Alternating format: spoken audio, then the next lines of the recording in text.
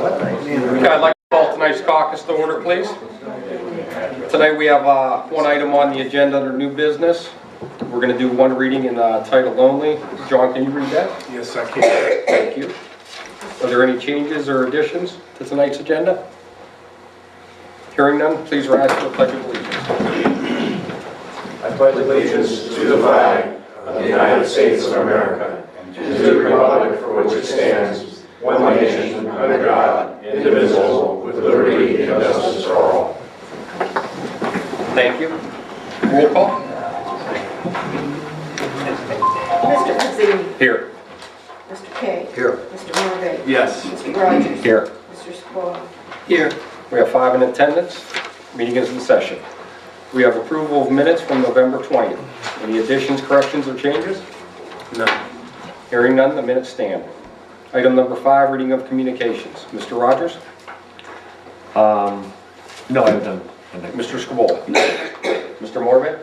Yes, I had a resident ask me about the snow removal on Cardinal Drive. That sidewalk from 224 to the school. I guess they walk that all the time and it wasn't plowed. Whose responsibility is that? They were asking. It's the property owner's responsibility. So Would that be the school? It's the school's portion, and then there's apartments, and I don't know, all the way up to 224, there'd be probably 3 or 4 property owners. Okay. Okay. Mr. Kay? Just had a couple people ask me about that hole in the pavement at the bottom of Hilltop Boulevard. Right on 46, there's a hole about like this in the middle of the road. What's that about? Yeah, they're supposed to have taken care of that today. It's not taken care of at this point? No.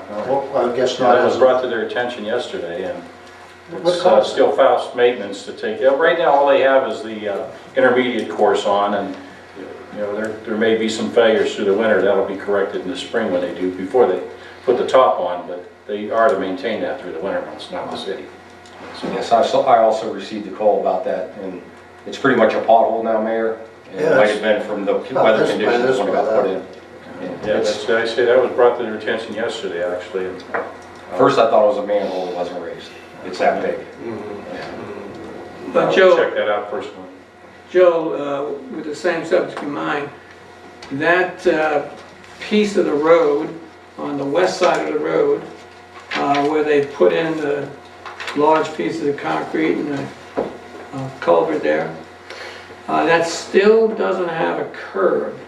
Are they intending to do something before the deep They've winter been sets working in? in that area. They're still hoping to get the wing walls in place yet this week, possibly early next week, and then they'll close that up. If the weather, we're expecting another storm, I guess, the end of this week. If it shuts down the job, then they're going to put in the Philadelphia barrier and just block it off and wait till springtime. Because that seems to me to be an area of possible erosion. It's unbelievable. So the water coming down on the west side gutter, we just dump right in there and erode everything away. Yeah, But whatever. again, they're Oh, they're on hopeful top. that they can get those wing walls built yet this year, but the weather's sure not cooperating. No, it's not. Mr. Warito? Nothing. Item number 6, reports of committees, boards, and city manager. Mr. Rogers? I have done. Mr. Scabola? Just that the fire department, a lot of us might have seen the article in the newspaper, I believe it was either on Saturday or Sunday, depicting the benefit derived from their efforts to put dry hydrants in, especially in the township area, and the benefit that the residents of those areas will receive with regard to their homeowners insurance. The fire department really stepped forward within the last 14, 16 months to accomplish that, so that things could be a lot better when they came up against having to fight a fire in a house or whatever in those areas. Mr. Morgan, anything to add? Just the fire district is involved with lighting of the green. On December 6th, I believe that festivities start at around 7. We have a surprise guest that evening. by the name of Mr. Santa Claus. And so there's sleigh rides, there's activities for the children planned. And the fire department, I believe, is delivering Mr. Claus that evening. So come on out and help us celebrate the lighting of the green. Mr. Kay. Yes, I want to report the mayor's court last month. Mr. Kozar, I want you to pay attention to this report. This will be a high water mark for you. $6,414.12. Okay, that's your target every month. I'm confident we can exceed that. Okay. Mr. Moreno. Yes, there's only one item of business to be attended to this evening, and that's the vacation of an easement across the property just east of the Colonial Plaza property. There's a proposed advanced auto body that's looking at developing on that particular corner, and there's a sanitary easement that was built into the original plat for that particular piece of property that's really not necessary. The sewer's already in place. It runs down Manor Hill and to the back of that property. And there's also a access easement across the property, which if you were to look at the terrain, you would just fly right off a cliff there. There's just no conceivable way a road's going to be built in that area. The developer is asked to have those removed. Excuse me, I lose my voice. He's hoping to put his building on the back portion of the property. It would be over top of those easements, which are not going to be used. And I suggest or recommend the approval of that so we can take those off the books.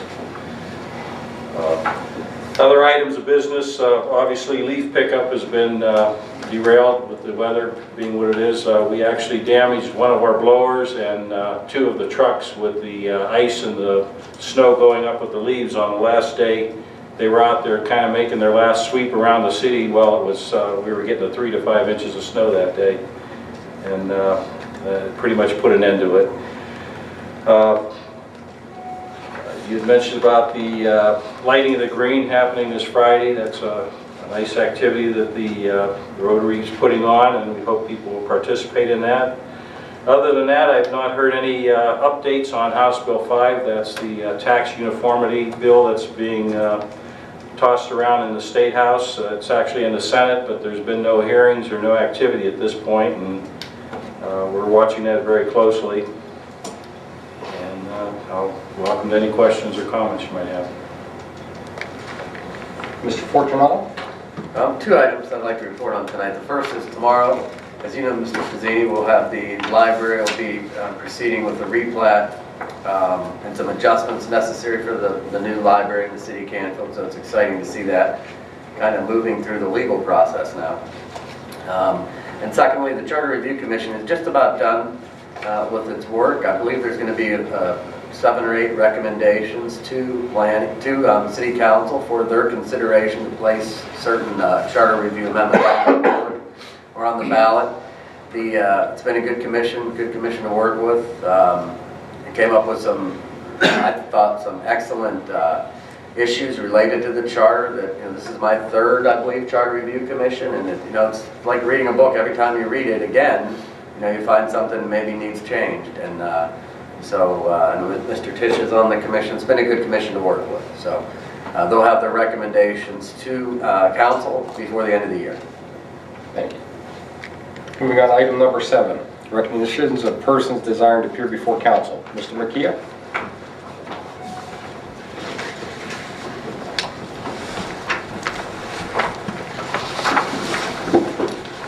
Good evening. I'm Frank McHale. I reside at 220 Glenview. Now that I have a little thing written out here so I don't forget anything. Now that the air is cleared and the dust has settled, the results of the election show that both charter amendments passed. I witnessed the recount and final certification by the Board of Elections. In the last 2 elections, there were a total of 4 charter amendments. All passed. All were opposed by council. Personally, I have mixed emotions. Yes, I'm pleased that they passed. But on the other hand, I'm wondering why these issues had to be done in this manner. Is council in touch with the realities of today? Term limits are common. The president, state governor, state senators all have term limits. Another example, if you recall, For years, I've been encouraging council to prohibit littering our city with advertising, miscellaneous materials being thrown on lawns and driveways. Last year, 2012, I submitted an initiative petition to prohibit it.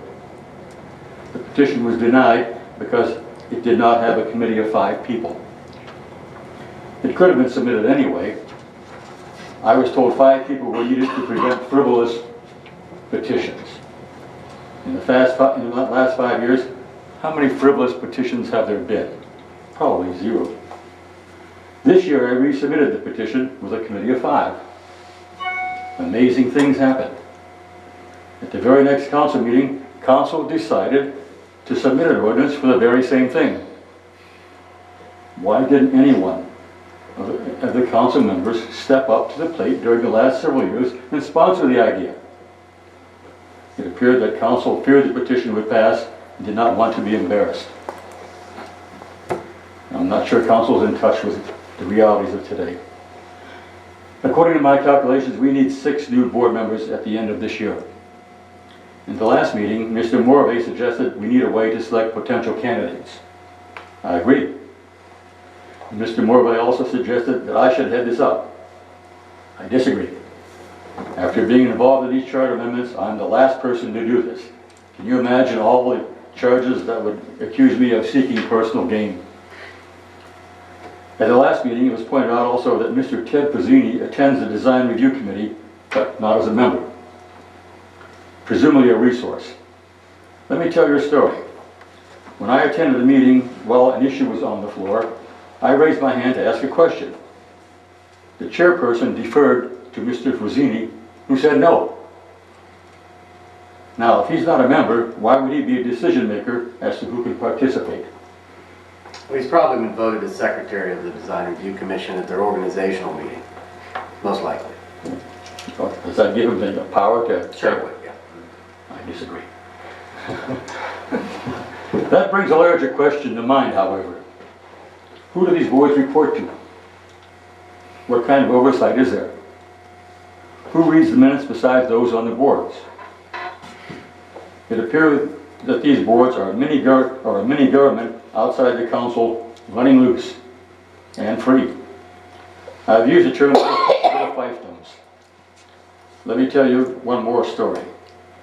When soliciting petition signatures in the historic district, I've had people decline to sign for fear of retribution from the Design Review Committee.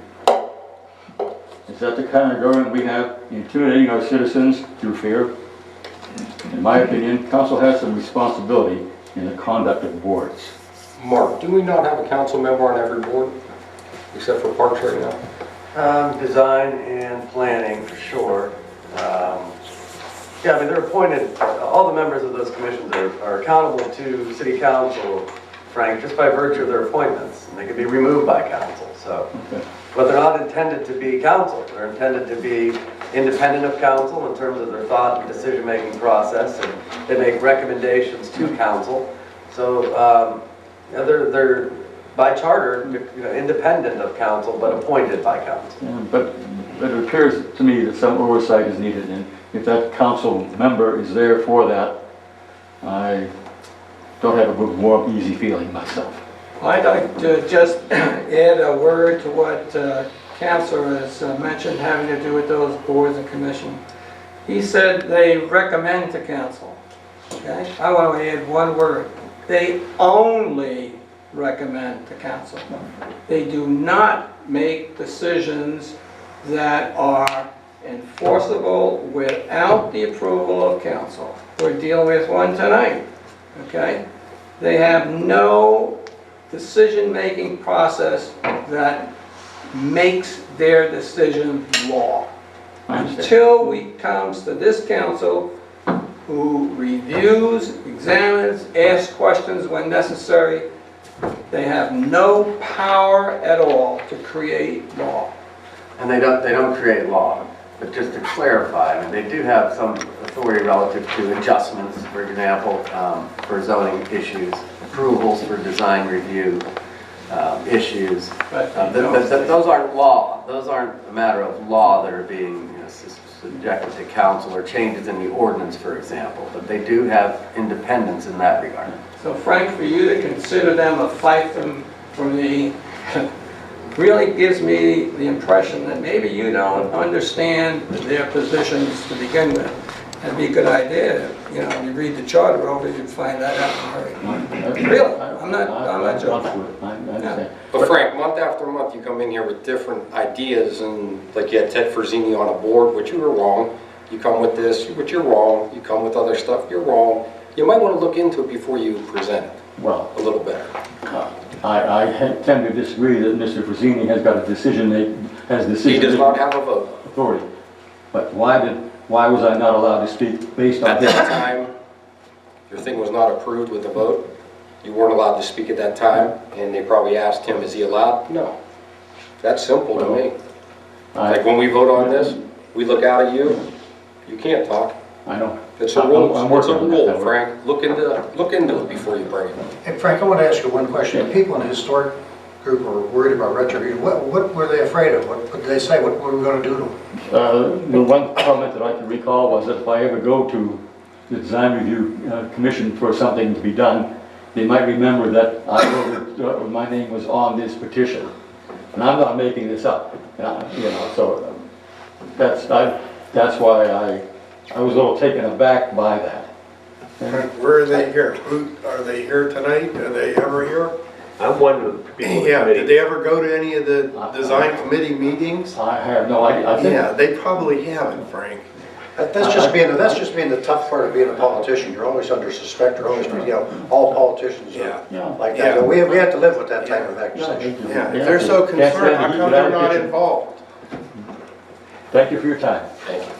One comment too, Frank, and the review committee too, everybody, our committee has our heart in this community, okay? We all do, okay? And we are on this for that very reason. And we don't hold anybody, we don't hold something over somebody's head or anything like that. I don't know what you're talking about at all.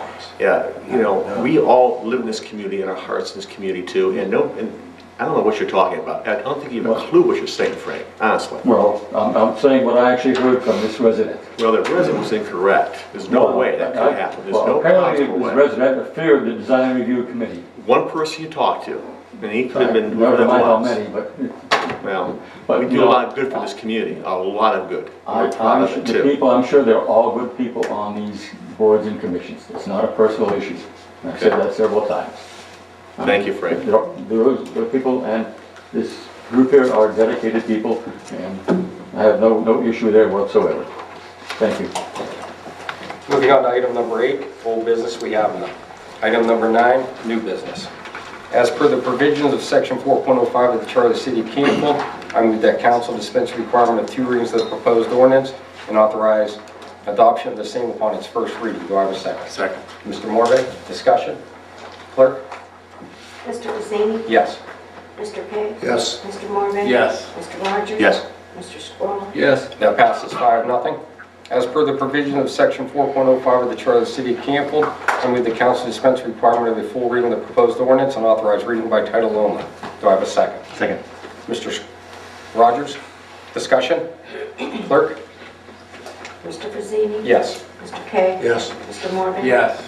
Mr. Rogers? Yes. Mr. Squall? Yes. That passes 5-0. Mr. Morvay. Yes, Mr. Chairman, I have an ordinance vacating existing easements on Manor Hill, city lots 1485 and 2645 in the city of Canfield, Mahoning County, Ohio. I move for passage. Do I have a second? Second. Mr. Kay, discussion? Clerk? Mr. Kusini? Yes. Mr. Kay? Yes. Mr. Morvay? Yes. Mr. Rogers? Yes. Mr. Squall? Yes. That passes 5-0. Clerk, the number, please. 2013-41. Thank you. Moving on to item number 10, councilman comments. Mr. Rogers.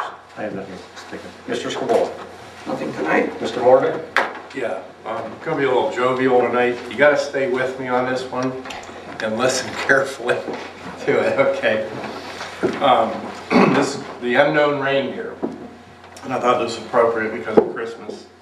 The game show contestant was only 200 points behind the leader and about to answer the final question worth 500 points. To be today's champion, the show's smiling host intoned, "Name 2 of Santa's reindeers." The contestant, a man in his early 30s, gave a sigh of relief, gratified that he had drawn such an easy question, and he says, "Rudolph," he says confidently, "and Olive." The studio audience started to applaud. The little sign above their heads said to do so, but the clapping quickly faded into mumbling, and the confused host replied, "Yes, we'll accept Rudolph, but could you please explain Olive?" "You know," the man circled his hand forward impatiently and began to sing. "Rudolph the red-nosed reindeer had a very shiny nose, and if you ever saw it, you would even say it glowed. All of the other reindeer."